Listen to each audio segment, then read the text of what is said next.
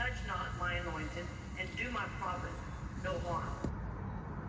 She told me, she said, we need to take this to the grave. You are in trouble, girl. When it comes to serving God, I have a greater thing. And I'm a general in his own. General in his own. Or I will quiet you, saith the Lord. It's time for us to call God to his word and say, Lord, you said that everything done in darkness would be brought to light. Touchdown Jesus. That's the sarcastic, kind of derogatory name given to the statue that you see behind me. We'll give you a clearer look in just a moment. Depicting Jesus, 80-foot tall statue depicting Jesus, arms extended, warm, inviting. But the original Touchdown Jesus moniker, if you will, came about in the days of the original statue of Jesus, also probably about 80 feet tall, that the hands were extended. Jesus is looking up, but the hands are extended. Kind of reminded somebody of a goalpost, Touchdown Jesus, and the name stuck. A lot of people in the Cincinnati area will recognize that name. Now, the original statue, like the statue that exists today, the statue that exists today is standing on the grounds of Solid Rock Church, Lebanon, Ohio, about 15 miles north of Cincinnati, right next to I-75, which you can hear in the background. So thousands of people go by here every day. A story you're about to hear contains just about every element that you would expect to hear when detailing the corruption and scandal that is all too common in the modern Pentecostal charismatic church. We're talking SA. Credible allegations that estimate the numbers to be over 100 over the years. And yes, those are connected to one of the founding co-pastors, Lawrence Bishop Sr., who sadly passed away at a pretty young age in 2011. The story also will illustrate financial corruption. A church that has never had a board of elders, never had business meetings, never published that we can find ever year-end statements. Where'd the money go? Over the years, the millions of dollars that faithful Christian tithers and offering givers have given, where did it go? Do missions offerings raised for a specific purpose actually go to the mission field? Well, nobody knows. How do you explain the lavish lifestyles of family members, etc.? And then there is the cover-up, which is a family affair. We're going to show you that. You're going to hear secretly recorded audio that we've obtained of the surviving co-founding pastor, Darlene Bishop, who has always been the primary speaker. You will hear her admit to that, and you'll see other documentation to illustrate that, yes, the SA and the other things, it's always been a family business of cover-up spanning, yes, decades. And then there's the national connections, because in its heyday, Solid Rock Church interacted with some of the biggest names in the Pentecostal business: T.D. Jakes, Paula White, Juanita Bynum, Rod Parsley. Oh, and when the surviving co-founding pastor Darlene Bishop remarried a little while later, she married nationally known, Grammy Award-winning musician Phil Driscoll, who conducted the wedding ceremony, Kenneth Copeland. But just recently, in fact the day before we're taping this, Phil Driscoll, Darlene Bishop were guests on Joni Lamb's worldwide Daystar Network. So the story is far too big to conclude in one episode. So we had to break it down into four. The first will deal with the financial side of things, where money interests and ministry interests collide, and money usually wins the day. The second will deal with the many, many, many credible allegations of SA. You will hear from at least one victim that will bravely tell her story of overcoming. And that is in the hopes that others will come forward, and they surely will. Thirdly, in the third segment, we will deal with the family history, decades-long history of cover-up. And in the fourth, we're going to connect some dots, and we're going to show the national connections. And why? Because the story is not just the story of a church 15 miles north of Cincinnati on I-75 in Lebanon, Ohio. This story is emblematic. It is a case study of nearly everything that's wrong today in the modern Pentecostal charismatic church. So buckle up as we present to you the Solid Rock Chronicles.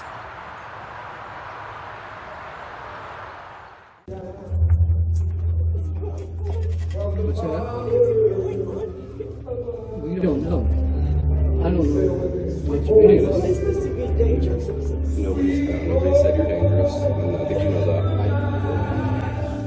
I just got a call. Did you hear that? Yep. They're happy to have the meeting, but they don't think it's time to do it right now. What? They're happy to meet with you, but they can't do it right now. Who? That just came from Daryl. He just called me. Daryl So said we've been instructed that we have to ask you to leave. I've got I love you. I don't want to do that, but I have to do it. Shame on all of them. That's what happens at the Bishop family business operating as Solid Rock Church. When you simply want to see financials, you'll be, removed.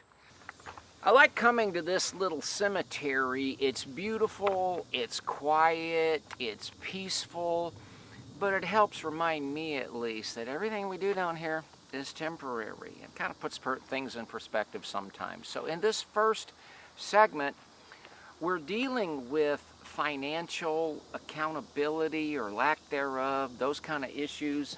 The problem is, there's an awful lot of material, and we're going to include in this segment a very, very powerful interview backed up by audio and visual, and it's going to be extremely impactful, and I want to get to that as quickly as we can.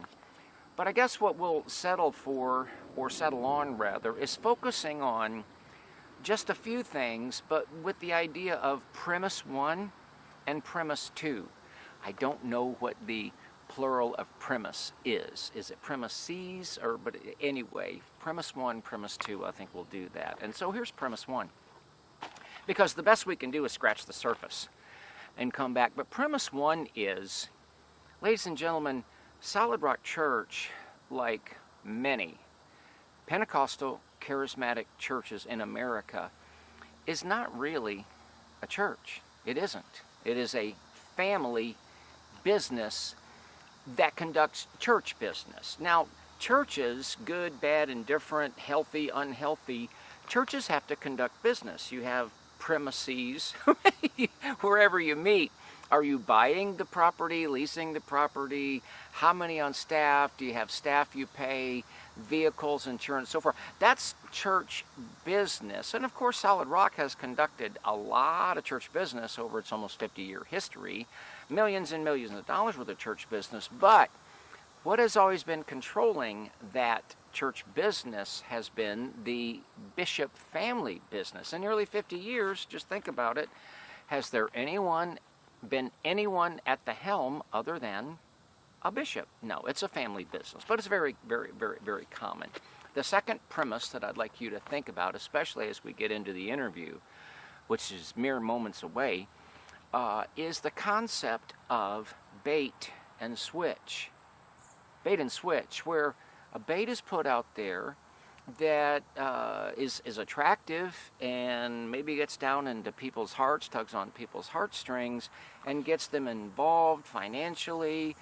They want to get involved in the vision, but what they've actually gotten involved in is different than what was originally pitched. But all along the way, the family business can simply claim, oh, this is what God said. This change in direction or alteration of the vision, oh, that's what God said. So I'm going to hurriedly go through a few things and some of this is review, but the first premise, family business, I'm just pointing out, 1979, the first filing for Solid Rock Church, back then it was called Middletown Evangelistic Center, And I'm just going to read a part of its filing that was made with the Secretary of State. No part of net earnings of the corporation will inure to the benefit of or be distributable to its trustees, officers, or other private persons. In 1992, paperwork was filed to change the name to Solid Rock Ministries International. We'll fast forward to 2013, 2 years after Lawrence Sr. passed away. There was another filing, and just kind of affirming the fact that the church is going to have a pastor, and the pastor is going to be in control of everything. But it included in Article 5, under the Federal Code of Internal Revenue Service, no part of its net earnings will inure to the benefit of private shareholders or individuals. It goes on to say the pastor will be given regular and adequate financial support, the amount and manner of which will be determined in an agreement between the pastor and the elders. And see, that's an issue right there with the bishop family business. It happens all over the country, but see, the pastor sets their own salary. The pastor controls the finances. Now, it says it's in an agreement between the pastor and the elders, but wait just a moment. Article 3 says the elders are appointed by the pastor, and that's because you don't really have a church. You have a family business operating a church. And let me say, through the years, yeah, sermons have been preached, people have been saved, but it is a family business, doing business through a church. Now, I showed this on a podcast, and yes, it's a review, but not everybody has seen this. This is the Form 990 from Darlene Bishop Ministries, and in 2004, Darlene Bishop Ministries paid Darlene Bishop $340,000. Nice work if you can get it. That would be equivalent, we looked it up, to about $578,000 in the year 2025. I don't really need those things. But what's also interesting is that Lawrence Bishop, remember that language that we read? Not inured to the benefit of any private individuals. It claims that Lawrence Bishop II worked 30 hours a week and made 75 grand. That'd be like well over 100 grand in today's times. And Julie Bishop made 76,800, and Renee Bishop 74,000. Kind of looks like a family business, doesn't it? And then there is, we can't prove or disprove this, we will over time, but did those two sisters, those two bishops, even live in the state of Ohio at that time? In 2007, the bishop children continued to inure very profitably for these alleged hours worked. Darlene took a $100,000 pay cut and worked $240,000, was paid $240,000, but then you have to ask yourself, what did the church itself? See, the church doesn't have to file, or at least doesn't think they have to file a 990, but her role as pastor didn't pay her anything, and all of these ministerial designations within the IRS, you can claim housing allowances that are virtually tax-free and so forth. So just question mark, question mark, question mark. But yeah, it's a bishop, it's a family business, the bishop family business, running a church. But that, again, that's very, very common. And then this is really interesting. This is the 2023 990 for the Darlene Bishop Home for Life. But the interview that we're going to get into in just a moment, you'll hear audio, and they're talking about how they're closing it down, and it'll be closed down. But my question is, then how does a closed down ministry on their own Form 990 take in $203,625? Now, maybe that was all for a really good reason, but the fact is you have no way of knowing because they ain't gonna tell you. Which brings us to just the last couple of things before we get into this very, very powerful interview. Because see, the bishop family business that operates through Solid Rock will not disclose what they do with the money, and here's just a little bit of demonstration of that. This is an email that was, the email chain started on the 23rd of February 2025. And the emailer says, here's the email chain, you might have to scroll. You may share this with anyone who has concerns or an attorney. I'm going to share part of this, but I'm not going to share the individual's name. So on the 2nd of May, that begins the asking for, would like to see financials and like to get my son's giving statement. And the one answer is perfect. I'm heading out of town, like over the weekend. I'll call when I'm back on Monday. That came from Daryl. Daryl was out of town on the second, or that weekend. And there you go. So getting back on the this email came out. Becky Smith, and gives a phone number, our accounting rep will be able to assist you with your son's giving statement. Should be a very easy fix. Please get with me if you need any further assistance. Then it goes on to say, this is the Inquirer saying, not even a pie chart or something of that nature with percentages? As a member since about 2010, that's surprising and quite concerning. But thanks for getting back to me. Well then, a little bit later, Daryl, who served in the U.S. military, thank you for your service, Daryl. Do appreciate that. Daryl responds again. I wanted to respond back to you. I heard back from our accounting office. Solid Rock Church does not publish its financials. Being a member of Solid Rock Church for over 23 years, I didn't think they did, but I didn't want to assume anything. Now, this is more in documentary style. Podcast is a little more opinion, but I can float back and forth. Daryl, that is extremely telling and cowardly email to send. For 23 years, you've never asked a question. You've just been a yes, sir, a no, sir. And you're going to see in just a minute, folks, a little bit of video. And I hate to say this, I don't mean to be unkind, of real cowardice on display. Which leads me to this correspondence. I have blocked off the sender of this letter to protect their identity, but it's dated October 4th, 2024. I won't read all of it, but it was recently brought to my attention that there's no board of directors serving a Solid Rock. Now, this individual will go on to say, we've been going here for 4 years. Faithful tithers and givers. We've contributed over $60,000 in that 4-year period. You're going to see in just a moment how that is appreciated, not and treated, by the way. And so this letter is simply asking for, I'm requesting Form 990 from 21 through 23, which lies within the boundaries of both state and federal law. I'm requesting, in addition, the names and addresses of your board of directors, just accountability. You know, in the book of Acts, in the 6th chapter, when the apostle said, you guys select 7 that'll become deacons that we can appoint. You know, it listed their names. When and how those members are designated by vote of either board or members or appointment, whether they are paid staff, a copy of your annual compilation auditor review performed by a certified public accountant, a copy of your conflict of interest policy, a copy of your bylaws. See, these are all standard things that nonprofits ought to be able to readily and easily furnish. But at Solid Rock, see, people are under they think that they're attending a church, and it takes often a lot for them to realize they're attending a family business that acts like a church. Are you saying that she's not allowed to come in here? I'm just talking to her. I'm staying peaceful. Okay, I'm just asking. I've been told that.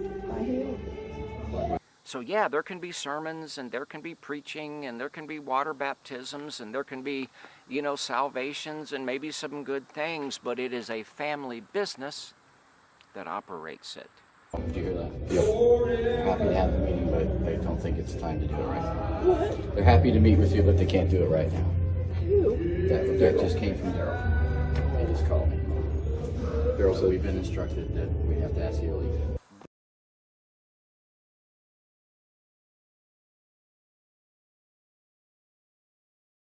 I'm going to move ahead to this interview, and there is a 10-month period of time that this interview is going to focus on. The interview is with Candy Spence. Her husband Donnie goes back with the bishop since he was in high school. Candy herself, a member for like 25 years. They met at Solid Rock. Donnie had given up a very lucrative and comfortable position in management to take a full-time position with Solid Rock overseeing their grounds. And gave up quite a bit of retirement, but did so because he was willing to work for the Lord. He's very capable, very smart, very gentle-spirited. I'd like to have more of that. But they chewed him up and they spit him out, as they did with Candy. Candy had been a house mom at the Darlene Bishop Home for Mothers, Women, or whatever it was. And so there's a series of events that starts in August 2020 with a prophecy by Mark Barkley, and then a really surprise phone call the next day. On this program, we'll be going back to this over and over again, but without further ado, I'm going to let the video play, except to say, in about 40 minutes, you will hear some absolute Pentecostal witchcraft, Pentecostal charismatic witchcraft that took place during the meeting that finally happened 10 months after all this started with Phil Driscoll, Darlene Bishop, and Donnie and Candy Spence. So that's a trigger alert. Let's get into the interview. Let's talk about the 10 months that lead up to excommunication. Okay. By April, they had the conversations, and it's my hunch that they had already started talking about entertaining the thought of closing down the home. Right. Because they started laying people off. They laid my coworkers off. They told me, we're not going to be able to pay you for your service. And I said, you know what? I'll continue to open the home and I'll continue to work as if I still was getting a full paycheck, but I'll still do it, and I still did it, even though they weren't paying me the full amount. And I remember documenting that on my my time card. Mark was in this. You were willing to make yeah. So you're really committed. You're really doubling down. Mm-hmm. But there was a specific service where a guest speaker, what was his name? Mark Barclay. And what happened in that service? So, I believe it was the evening service, and Mark Barclay came up to me, and he was prophesying over several different people in the congregation and in the choir, and he walks up to me, and you could see him say something like, "Yeah, okay," like almost like he heard from God or something. And he says, there's going to be an even stronger, and he said it twice, he says, there's going to be an even stronger anointing on your life.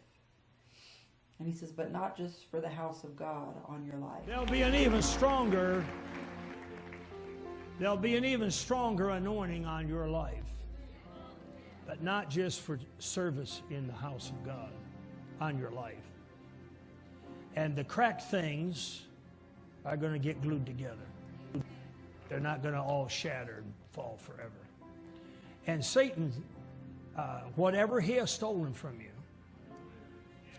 God said, you tell my daughter that I'm either going to bring it back or I'm going to replace it with something of higher quality. He said, but whatever Satan has stolen from you, God says, you tell my daughter that I'm either going to replace it, I'm either going to give it back or I'm going to replace it with something of higher quality. I didn't know what it meant at the time. I'm thinking, my life's fine. You know, I didn't feel like there was anything going on other than the fact that we was all in the middle of a pandemic. What happened the next day? The very next day I got the bombshell phone call from Julie Alley. Who was the she was the basically your direct supervisor. She was the what was her position? Program director. So I got a bombshell phone call from Julie Alley, and she was the program director, my boss, of the Darlene Bishop Home for Life. And then she said what? And she said that the Darlene Bishop Home for Life is closing. She says it's going to be no more Darlene Bishop Home for Life. And she says it's going to happen by the end of the year. I want to say this was August 23rd or 24th, something like that. And she said that there's nothing that we can do about it. It was brought to my attention a little bit ago, about a month ago, that Darlene had decided to shut the home down. And no more Darlene Bishop Home for Life. I don't know if this surprises you or not, because you and Donnie, you know, being so close to everybody. But it is something that I was told not to tell, to not tell, to not tell, to not tell. I called Pastor Darlene last week because I said, listen, there's so much chatter and it's not right. The people that are being affected need to know what's going on. And she said, well, just go ahead and tell them. It's several months down the road. But it's happening.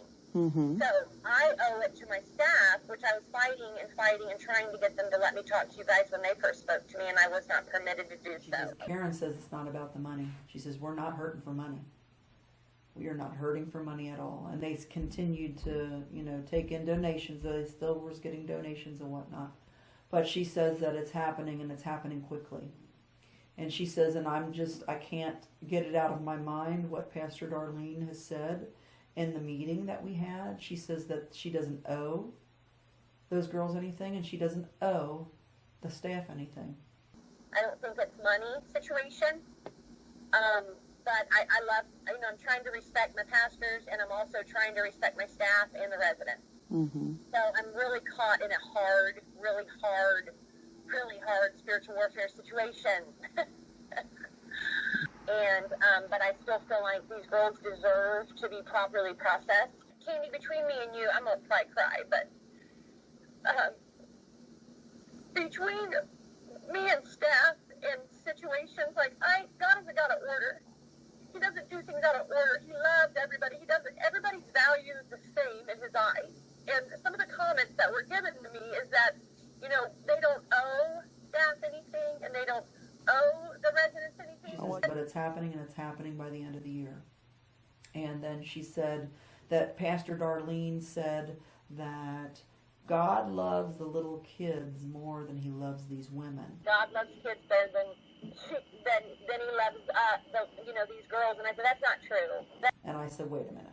I said, wait, Pastor Darlene would never say that. I can't imagine Pastor Darlene or Pastor Lawrence, either one of them, saying that. And she says, Candy, those were her exact words. And she says, and my heart is crushed over it. She says, I am not in a good place right now.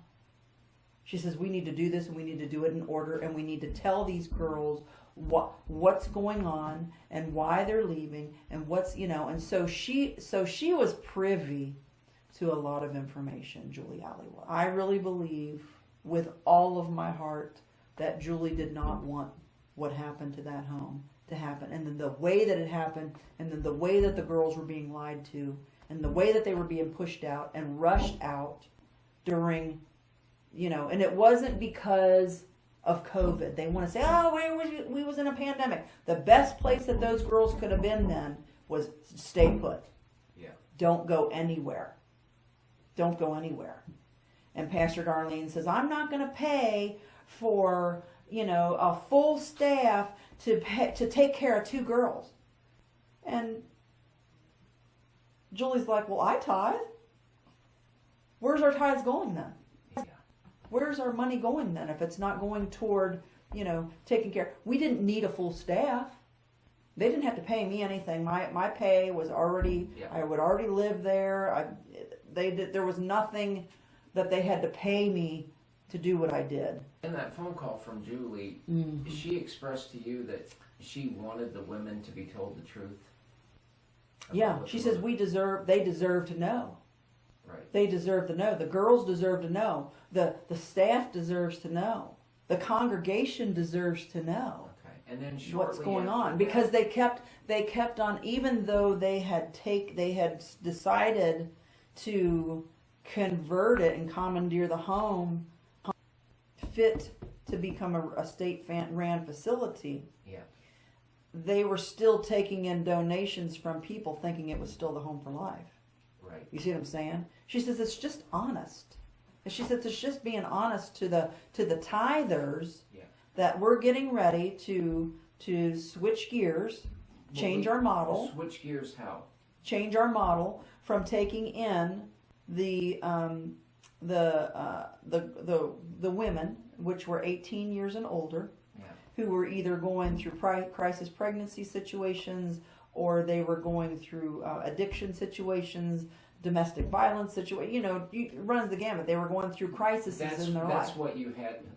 That's what the program had been. That had evolved into that. Yeah. And what did they want to move into? They wanted to take in foster girls, like the Restoration Ranch, which during COVID, during that 2018, 2019, prior to the COVID being announced and the pandemic being announced, Pastor Lawrence decided that he wanted to make a difference and open up an orphanage, that God wanted him to open up an orphanage. People started donating baby beds, and we thought it was going to be little kids. He would get up there and said, nobody's going to put a cigarette out in your arm anymore. We thought it was going to be little kids that were being abused and harmed and being, we didn't know what it ended up turning into was taking in at-risk wards of the state, at-risk foster children that had the worst possible diagnoses of behavioral and emotional just issues that some of them had. They were considered being a disability. So when you bill the state of Ohio, you get more money. You get more money for them. So it turned into, it was going to be for little kids, or it was pitched to us that it was going to be little children. And she wanted the girls that were part of the program and the overall congregation to be told the truth about what was happening. The congregation deserved to know the truth. In other words, they're continuing to give. Churches are still giving under the impression that it's still the Darlene Bishop Home for Life, and they are used to getting because certain churches would pay, the same every month. Donations, right. And so they deserve to know that the gears were getting ready to shift, that it was getting ready to be Restoration Ranch, that it was getting ready to close down. What did they want to do with the actual home? They wanted to initially they wanted to commandeer it to make it to be a state-ran facility to house foster girls from the ages of 11 to 17 or whatever. That was the age range. And so they were going to move into foster care. Into foster care, just like the boys in the foster ranch, the Restoration Ranch. How many girls did they want to put in each room? They wanted to put 3 to a room, and that's when Julie says that's when she started talking about money, and she says it made me sick. She says because she wasn't looking at the women that she had in there that needed to finish, that had just as much value. She says I can't put a higher value on a kid coming in here, and at that point I think she thought that they were going to be younger too. I don't even think that she knew that it was going to be. What kind of dollars are you talking about for each? Millions of dollars. She wanted to put how many children? 3 to a room. How much per child per whatever? Up to $3,500 per child per month is what the figure come from Julie. And then I read this book called The Poverty Industry by Daniel Hatcher, and that's when I understood that a child that had that kind of a disability would get even higher than that, some of them. One of the foster care programs that we have, it's for clinical. Like, you can be a foster parent, like a regular foster parent, or you can be considered a clinical foster parent. Clinical foster parents, they get paid more money because they deal with very high-risk children. Depending on what that particular child needed and the needs that they had. And then not to mention the fact that they were also a full-fledged foster care agency. Yeah. So they were not only just a residential treatment facility getting ready to open their doors at Restoration Ranch in October or November. I think they took their first boy in around October, getting money for them for Restoration Ranch up to $3,500 or more per month per child because they were at risk.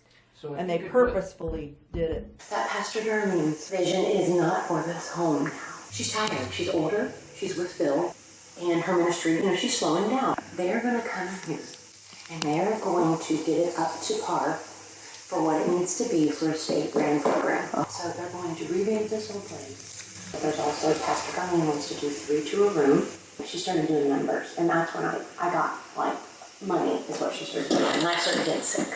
So when I heard that, I was like, Jesus, where are you? You know what I mean? Because that's a lot of money for one child. Yes. So if you could get 3 children in a room, each room is 10 grand a month cash flow, and even beyond. So did Lawrence Jr. try to sell you on that idea? When he told us about it, he let us know. He didn't give us exact figures, but he said that we're going to make a lot of money. And he said we're going to finally, he says, because we have sown seeds since 1978. He says, look, he says, Solid Rock Church has sown seeds ever since 1978. He says, we're finally going to make a lot of money. What if, and here was my argument, right now, the success rate of any program like that, Genesis or whatever, 98% of them go back. There are some success stories like Stacey Wiggins, but very few. It's easier to, instead of trying to pull people out of a river, if you can go upstream and get them before they fall in, I'd rather minister to a 12-year-old than a 40-year-old because you got a better chance of changing them. But you can get these children, and here's the other thing. These women that are in the home for life, I have compassion for them, all the compassion in the world, but they made decisions to lead them to where they are. These children didn't make any decisions to lead them where they are. Somebody made it for them. So if I have $5 and I can buy an orphan kid that made no decisions to be jerked out of their home, wasn't their fault, or I can give it to a drug addict that made decisions to get on drugs. Every time, 100%, I'm giving it to the person that didn't make the decisions to be in that. So that was my point. This is the other piece that was just icing on the cake. Instead of that building costing us a fortune every year, it would make us a lot of money. He says, if I had $5, I'd rather give it to a kid who's never done any wrong than to a drug addict to come in to he says, if I had $5. In other words, he was making it sound like it was all going to be funded by the donors. Instead of the donors funding to take care of these women who've made mistakes, he says it's easier to convert a 12-year-old than a 40-year-old because you got a better chance of changing them. And he was very not forthright in telling us how the choice of children that he was taking in were the worst of the worst criminal children. These are, if they hadn't been 18 years old, they'd be in prison right now. But because they were underage, this was the last resort for these. These were the worst of the worst, bad kids. Some of them. Because these are very troubled teens. So they're people that nobody wants. These are people who have been kicked out of every group home that they've been in, or every foster care home they've been in. They're bad kids. And I don't mean to sound mean. They're the most trouble of the troubled. These kids have been sexually abused and beaten. At the end of the day, they're a ward of the state. There's a difference between someone being a ward of the state and someone being in a treatment program. Not to say that they didn't need ministering too, but there was a financial incentive to take these children in. You don't love them. You love the money that's attached to them. So that was on October 6th. Lawrence and Tony Rose and Scott Halcomb and Donnie and I all had the conversation where Lawrence said 98% of the women in the Home for Life, they're going to go back anyway. They're going to backslide. Their statistics are against them. 98% of them is going to go back anyway. And you had an experience where you're sitting in a class, and it was a class about money? So it was a class, the curriculum was given by the state of Ohio for all foster care agencies who are doing these foster care classes. And this particular class was about reimbursements. How you get... Who was teaching the class? What happened in this class? So in the class, I didn't know who she was, but her name was Anna Klaus. Scott Halcomb, who was responsible for billing the state of Ohio, Restoration Ranch He was billing the state of Ohio for Restoration Ranch. That was what his job was. Plus, he was Tony Rose's right-hand man to get this. They knew all the paperwork, all the things that needed to be submitted, all the signatures that needed to be, to get this even off the ground. Right. And so they gave them full reign to get it off the ground. Well, Scott Halcomb come and visited our class. And we're just shooting the breeze, talking back and forth, And Anna Klaus says, how many? Just out of the blue. We weren't even talking about money yet. She says, how many do it for the money? And how many do it for the altruistic reasons, for the love of the children? Like, what percentage of these foster care families take them because of altruistic, because they love those children, and what percentage of take them for financial reasons? And when Scott, and I remained really quiet from the beginning of the meeting all the way up to the time she asked that question. Yeah. Because I had been reading this poverty industry book. Yeah. And it's appalling at how many people do it for the money. But when she asked the question, I piped up and said, oh my God, so many people do it for the money. Oh my goodness. It is an industry. It's called the poverty industry. It's unbelievable how people get involved for the money. There's far less that's involved for the money. And then Scott goes, well, it used to be a problem, and it used to be, but not anymore. And I said, well, when they're writing books about it, and they're having, like, the poverty industry, I said, it's a bigger problem than But you weren't specifically talking about Solid Rock. No. It was just it was a general question, and I was answering it with a general. Well, the reason I had gotten the poverty industry to begin with, the reason I even bought that book to begin with, was because of the conversation that I had with Julie Alley. So after this class, In and August. you made some comments, what happened the next chain of events? So after the class, so we go on, and well, let me just get to this part of the class where Jessica goes, Candy, you were talking about how, a lot of people do it for the money, and it's really expensive to, she says, I've got a foster care child, and she says, and I get paid about $1,100 a month for her, and she's considered what they call a disability, and I get about $1,000 a month. And I go, yeah. And I said, in a facility like Restoration Ranch, facilities like this, will get about up to $3,000 a month. So I said, do the math. 10 kids times 3,000, that's about $30,000 a month that they'll bring in. Yeah. When I said that, and I said, not necessarily Restoration Ranch gets that money, and you can hear it on the tape. Yeah. Not necessarily Restoration Ranch, but places like this. So, you can say whether or not I said it was Restoration Ranch or not. I implied that it was Restoration Ranch, but they get that kind of money. Well, November 8th, so that was on November 7th, was the foster care class on a Saturday, and November 8th, after Sunday night service, I get a phone call. I looked at my caller ID. It said LBJ, and it's Lawrence. And I picked it up. I'm used to Lawrence calling me. He's always got a horse that's sick or needs help or needs this or that, and I figured he needed me to go to the barn or something, and I've just, and he said, Candy, he said, he says, is Donnie there? And I go, yeah. He goes, put me on speaker. So I put him on speaker. And I said, yeah, what's going on? And he said, did you tell Anna Klaus that we're making $30,000 a month and not to give to the ministry because we're making $30,000 a month? And I go, no. And he goes, well, she said that you did. Lawrence was told that I tried to persuade you not to give to the church. And I yeah, he said, No, did you? that never happened. Yeah, he called me on back in November and said, did you tell Anna Klaus that not to give to Solid Rock Church because we were making $30,000 a month? And I go, no.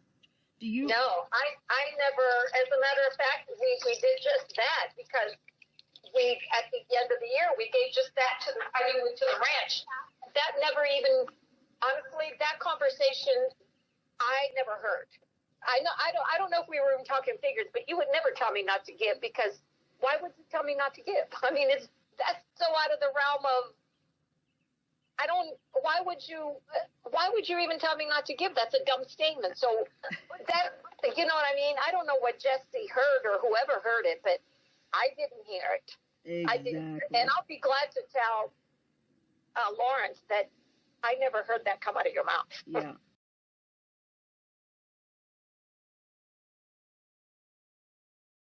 Little did I know that when Lawrence said, put me on speaker, little did I know, but the girls could hear. The walls aren't very thick.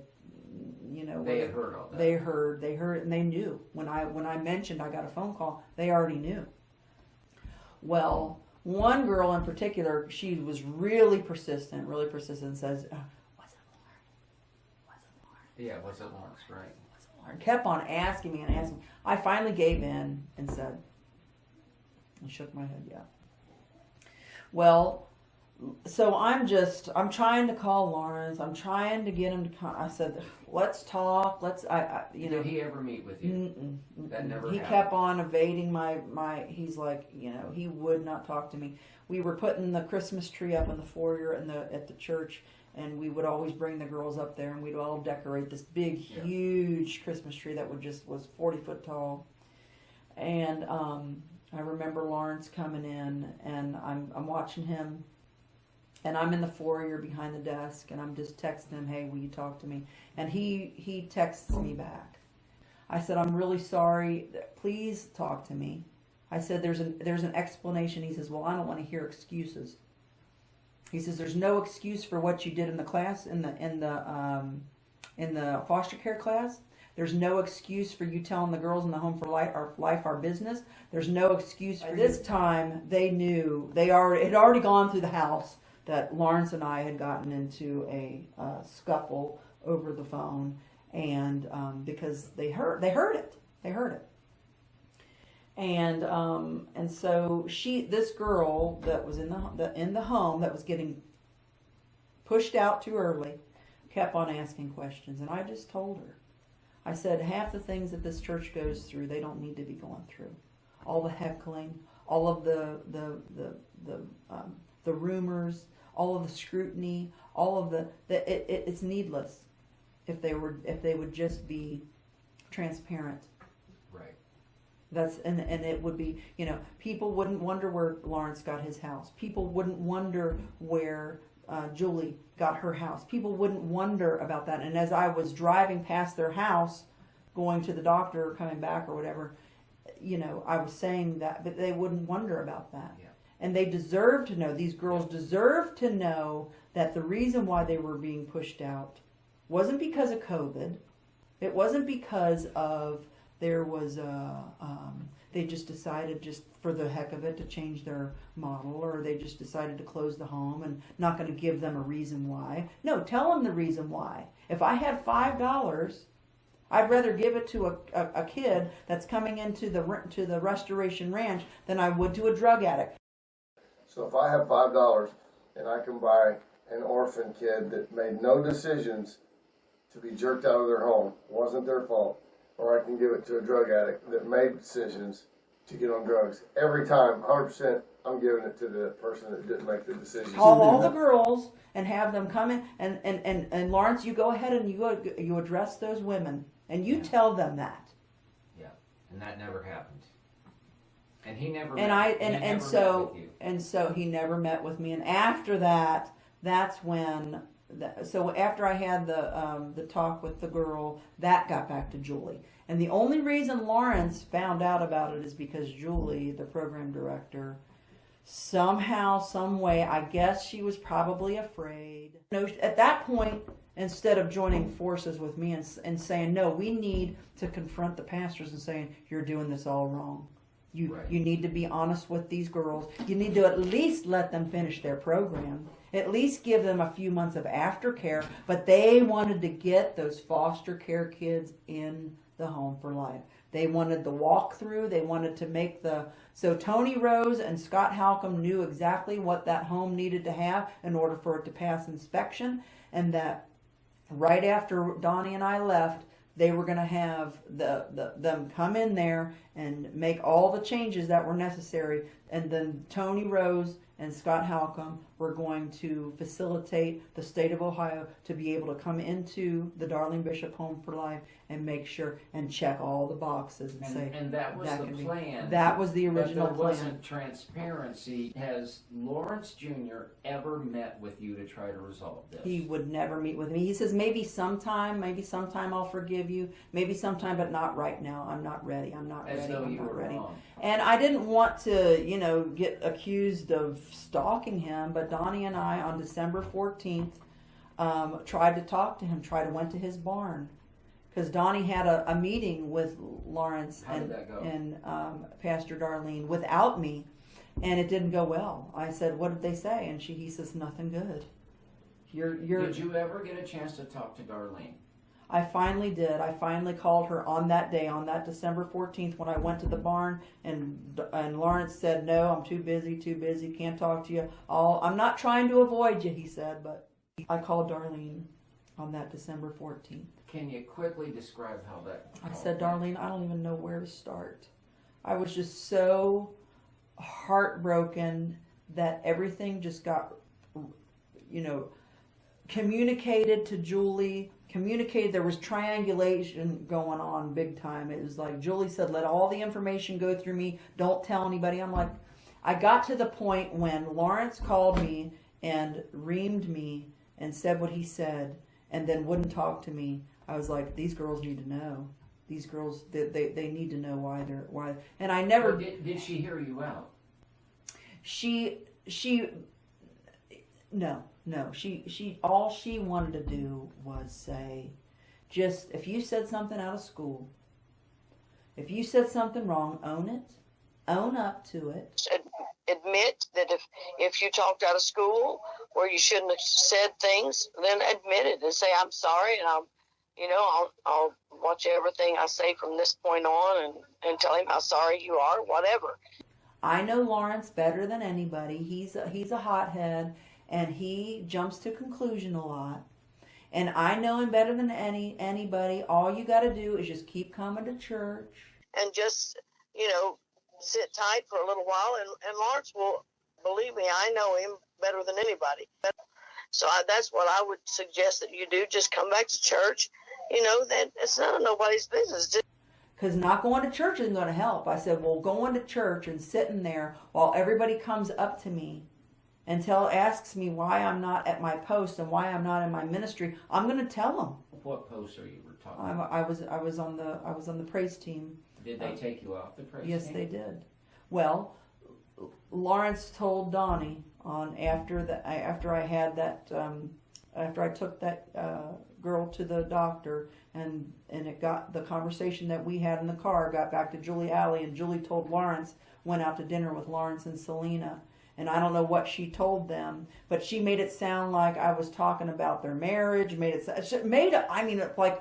ended up being, she's got our number. Let's create a diversion. Yeah. And make it look like Candy just started saying all these bad things about Selena and about Lawrence. I'm like, where is this coming from? That's not why you're mad. You're mad because I mentioned a dollar figure in the foster care class. But so you had been removed from all the stuff you'd previously done. You weren't on the worship team anymore. I wasn't on the worship team anymore. So after I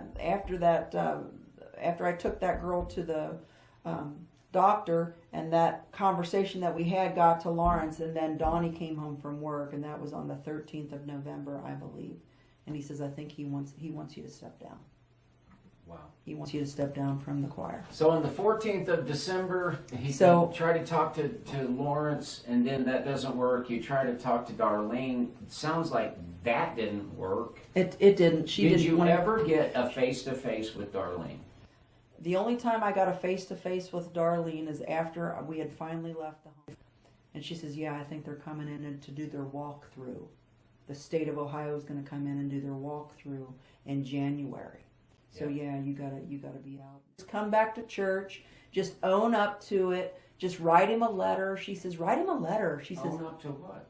Own up to saying stuff out of school. She says, I said the foster care class, I didn't say that. She says, no, I'm talking about you know, you said something about his marriage, or you said something about his past. I said, no. So she wanted you to own up to She something wanted that me you to hadn't own up done. to a fabricated story to take the focus off of them. Okay.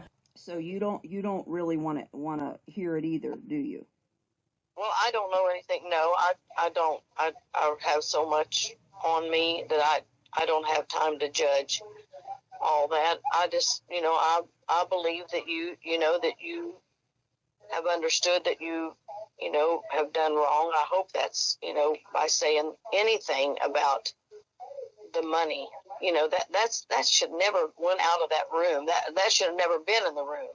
To take the focus off the real narrative, to take the focus off you guys are taking the shift in the ministry, Right. the change in their ministry model, the change from it going from being donor paid Darlene Bishop Home for Life to Restoration Ranch being funded by the state of Ohio, and keep those donations coming in. Did you ever get a face-to-face with Darlene? Ever? I finally did. And when was that? So on June 15th, 2021, I finally had a face-to-face with Pastor Darlene and Phil Driscoll and Donnie and I. And the reason why she finally met with us was because I had had a conversation with one of the girls in the Home for Life who had gone through the program. She had watched her aunt, who was in the program as well, get forced out too early. Yeah. She says her aunt was only there for 4 months, and she was just couldn't be more supportive for how I was standing up for the Home for Life and all the women. And I had let her know that I'm trying not to take it to the media, but if they won't talk to me, I'm going to take it to the media. Okay, well, let's talk about the meeting. So that led up to the meeting. So that led up to the meeting, and it got to Pastor Darlene that I was going to take it to the media.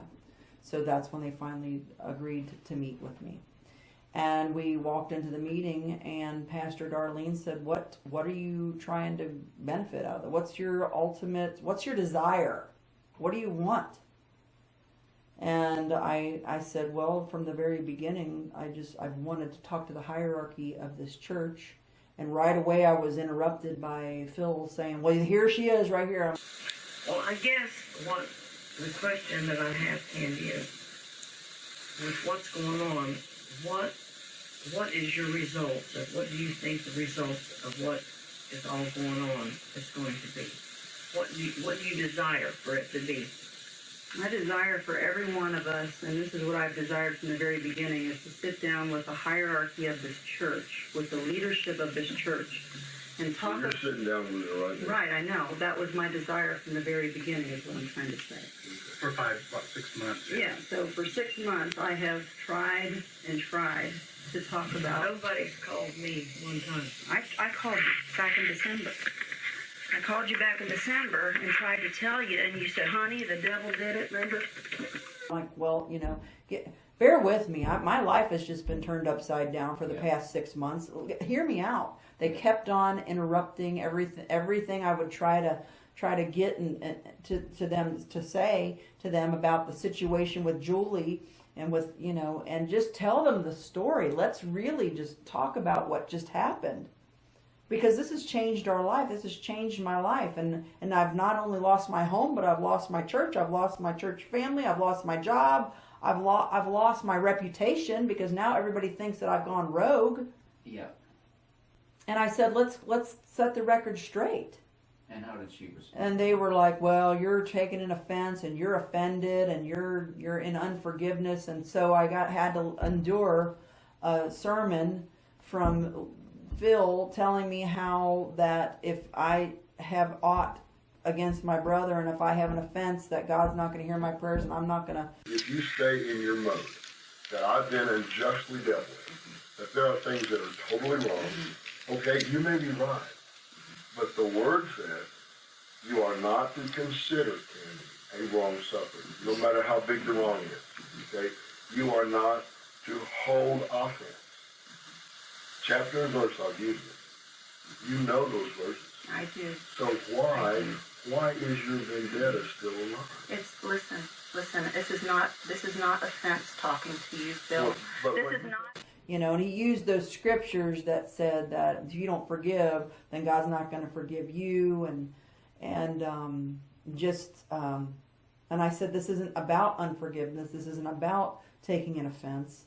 This is about doing what's right. This is about, you know, telling the truth that to the congregation, telling the truth to these women in the home, and really letting them know why they're leaving, and you know the kind of money that they stand to make, and you just listen to the recording, but yeah, you know how it went.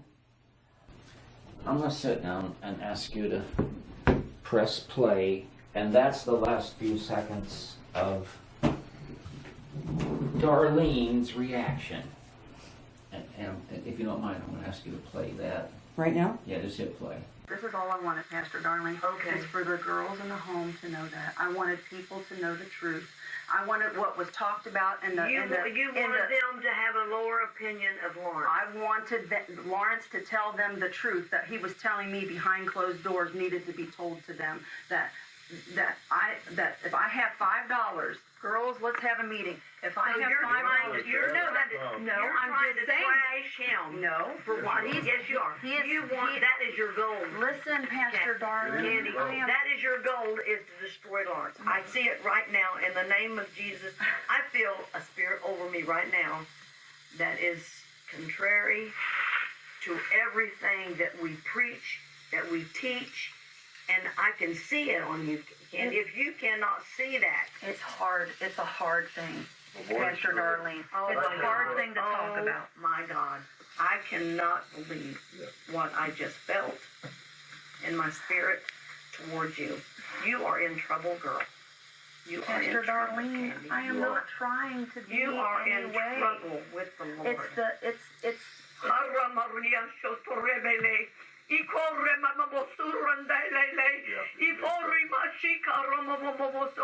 Quiet yourself, I say unto thee, quiet yourself, or I will quiet you, saith the Lord. That's the word. I'm done. I'm done. I'm done, Candy. I'm so sorry for you. I'm so sorry for you.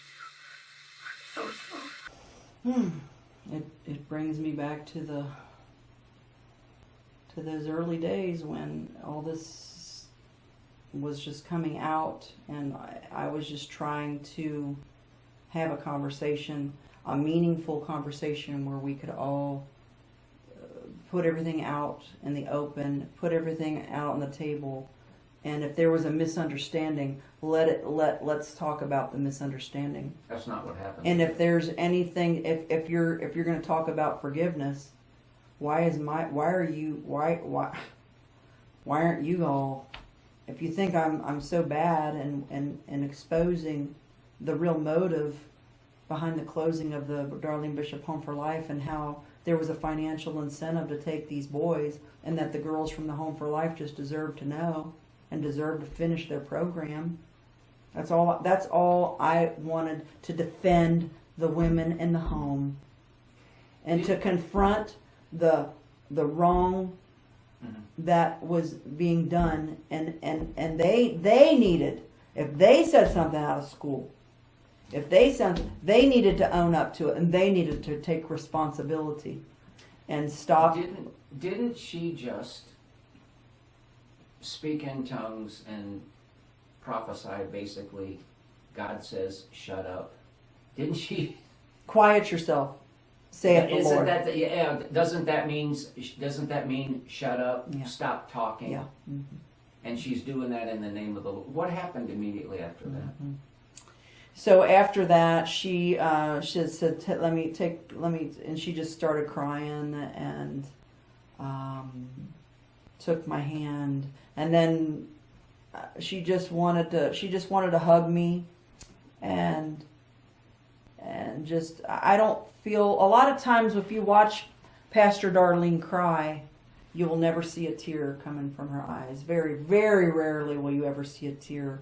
And I never saw one tear come from her eyes. But right after she said those words, she actually touched you, put her hands on you, and like prayed.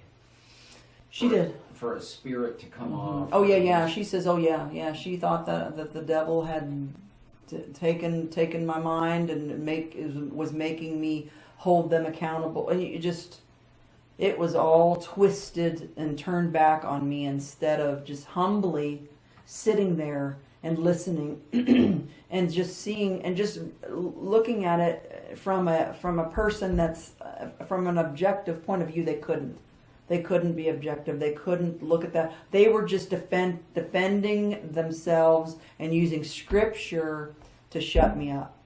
If you don't shut up, this is unforgiveness. I said, no, it's not unforgiveness.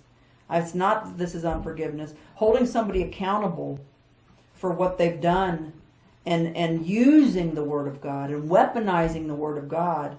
That's not me. You know, you're using a scripture that's not applicable here. And I kept on trying to defend myself regarding that. It's not that I'm holding an offense. But what you all have done and how you have, treated the givers of this church and keeping them in the dark, not letting them know that you stand to take in millions, and that the money that the state of Ohio was going to pay some bills, but that you were going to have volunteers and you were going to have the people that continue to give to the cause. I mean, they just really thought it's not supposed to be a moneymaker. Right. Taking in foster kids is supposed to be a reimbursement for what you've already spent. Yeah. It's not supposed to be a moneymaker. They thought it was a moneymaker. To the tune of millions. Yeah. To the tune of millions to be able to build buildings and buy land. And do things that were just and if that's the case, then the donors needed to know. They needed to know. If Darlene was sitting here right now, I would say you need to come clean. Candy and Donnie have been maligned, have been chewed up and spit out. They're very, very good people, and Candy has been very, very brave, very sweet, is not operating in arrogance or unforgiveness or offense, but she certainly had quite a bit of false doctrine and misapplication of false doctrine perpetrated on her, and that witchcraft. There are many people and former members of Solid Rock that owe a real debt of gratitude to Candy and Donnie Spence. If you'd like to support the program, we would certainly appreciate it, and we need it, and it's appreciated. You can find us, ohioforfreedom@gmail.com, PayPal, ohioforfreedom@gmail.com, Zelle, and it'll be a little bit, but the next episode that we release along this lines is going to deal with, sadly, the essay and the cover-up and the allegations, quite credible, with co-founding pastor Lawrence Sr., who has sadly passed away. Until next time, God bless you, God bless your family, God bless the state of Ohio, God bless the United States of America, and want to say thank you to everyone that tunes in from various parts of the world. Thank you.